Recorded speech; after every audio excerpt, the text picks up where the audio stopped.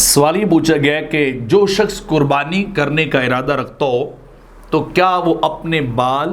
اور اپنے ناخن قربانی کرنے سے پہلے کاٹ سکتا ہے یا نہیں؟ تو اس کا جواب یہ ہے کہ جو شخص ارادہ کر چکا ہے، جانور لے چکا ہے یا اس کا ذہن بن چکا ہے قربانی کرنے کا، تو اس کے لیے یہ مسئلہ جو ہے مستحب ہے کہ وہ قربانی کرنے سے پہلے، یعنی یکم ذی الحج سے لے کر قربانی کرنے تک، 10 ذی الحج تک یا 11 12 جب بھی قربانی کا جانور ان 3 دنوں میں کرے گا، اس سے پہلے بال اور ناخن نہ کاٹنا یہ مستحب ہے۔ یعنی وہ نہ کاٹے، اپنے بالوں کو بھی،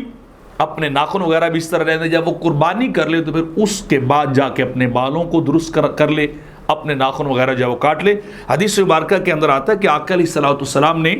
ارشاد فرمایا اذا رأیتم ہلال ذی الحجہ واراد احدکم ان یضحی، جب تم ذی الحج کا چاند دیکھ لو اور تم میں سے کسی کا ارادہ ہو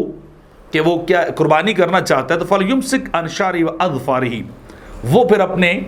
بال کاٹنے سے اور اپنے ناخن کاٹنے سے وہ بندہ رک جائے، اسے ایسا نہیں کرنا چاہیے۔ تو لہٰذا نہ کاٹنا یہ باعث ثواب ہے، مستحب عمل ہے۔ لیکن اگر کوئی بندہ کاٹ لیتا ہے کسی ضرورت کے تحت، کسی عذر کے تحت، یا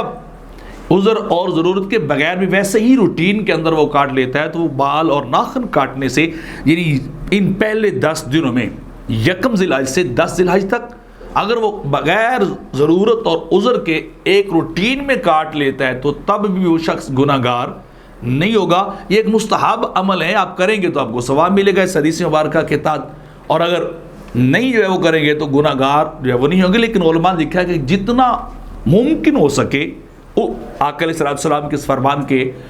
اس کی اتباع کرنی چاہیے، اس کو ماننا چاہیے، اس کے مطابق ہی رہے، تاکہ اس کو کامل ترین قربانی کا اور دیگر جو ہے وہ اعمال ہے ان کا ثواب اسے حاصل ہو سکے۔